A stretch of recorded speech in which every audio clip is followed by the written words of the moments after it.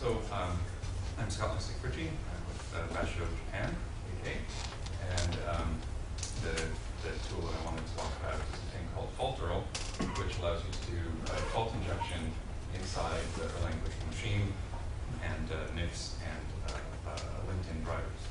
And as I was scolded a little earlier, in that there isn't much Erlang in this talk, because the whole point is that we want to do fault testing down in the grody, nasty C bits.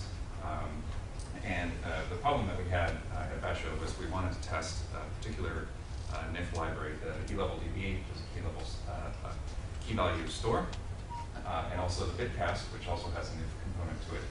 And we wanted to test them for rare disk-related I/O faults. Probably mostly familiar with why testing fault recovery code is difficult. And in the LevelDB case, disks usually have plenty of disk space. They're usually working correctly. They usually don't have, they usually don't lie to you, et cetera, et cetera. So NIFs are a big problem because they're written in C or even something more evil like C++ or some other natively compiled language. So lovely tools like Mac and Mocha and other pure Erlang tools, they can't see this C code. It's just flat out invisible. So one of many methods for doing this kind of testing is function interposition.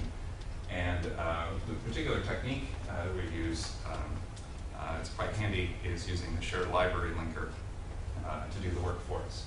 So if we have C or C++ library functions that we want to simulate faults in, and those functions are dynamically shared libraries, and then we can take advantage of the shared library linker, like ld.so or TLD, depending on which platform, Unix platform you're using.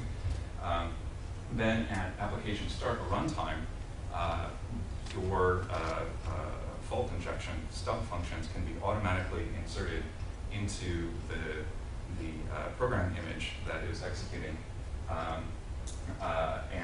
It doesn't require any change to your application code. It's magically patched in for you. So in the case of needing to test eLevelDB, all the system calls that we're interested in testing have these shared library wrapper functions. So this is a perfect candidate for testing. So normally what happens, you have a dynamically linked user application, and the shared linker goes and grabs various dynamic libraries through a search path, patches them into the address space of the application and running. So instead, we'll create some stubs and insert them in the middle of this diagram. For example, the open function for opening file descriptors, is defined in both the libpthreads library and the libc library. And the first definition in the first file that's found in path is the winner. So then our stubs can be the first in the path, and then we can use a function in libc called dlsim to find the next one that is in the path. In the case of libpthreads, libpthreads defines a special version not for fault injection, but to provide a thread-safe implementation, and also to provide thread cancelability, which is something that the normal system calls. So the first part of the solution is to use a wonderful library developed at Lausanne, at the ICFP, called LFI. The key idea there is you separate when to inject a fault from the what and where. And so what I mean by that is when you want to inject a fault is called a trigger. And it can be a variety of conditions. A random number is less than X, or a global counter is greater than some number Y. Timer's value is greater than some number. Some function F is on the call stack when we call an intercepted function. The third argument of the called function is equal to 42. And then the what and where is called an intercept. So in this case, in an example, we want to intercept the open call or rename call, for example.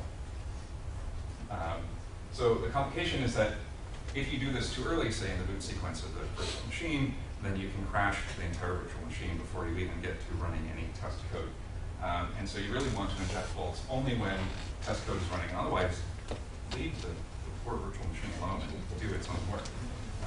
So the solution to this is to create a NIF that can control LFI's behavior above and beyond the specification file that generates the stub boilerplate. And so, for example, you can disable all the triggers, enable them, disable or enable a particular trigger or its verbose output. You can receive the random number generator function that uses a libc called SRAM, which is awfully helpful if you want deterministic shrinking when using QuickCheck or proper. So here's some examples: peek and poke, and then the number 8 or 32 is the size of the integer that you're poking. And you can't do this to arbitrary memory, but you can do it using the global symbol name. So here's the C name, or if you're using C++, you have to use the mangled version of the symbol. But any global integer or C string you can insert. So you create an XML scenario file that says I want to inject faults in open or rename or something like that. You run it through a stub generator. It generates a boilerplate, generates some global variables with well-known names, and then your Erlang code running here can use the NIF to peek and poke into the main controllers. So when the test code calls NIF, and in your NIF that you're actually wanting to test, it calls some function funcname, and the way the loader works, this is the code that's going to be found first. And if you evaluate all the triggers and are all true, then we'll inject a fault, say return -1 and an error number of a particular thing. And if those triggers are not all true, then we call the original function using the DLSEM function to figure out where that code is in some other libraries and process.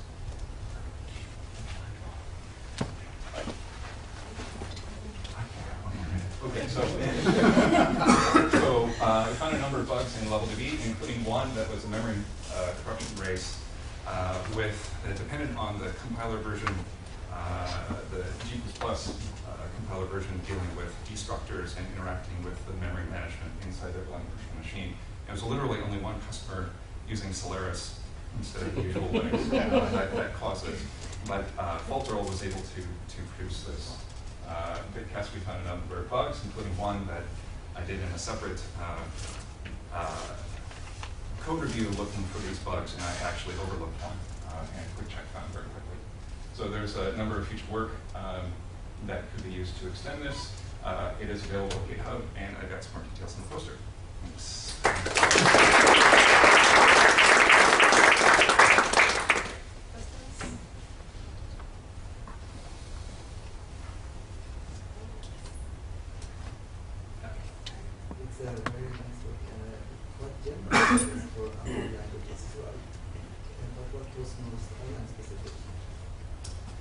Not so much. So, like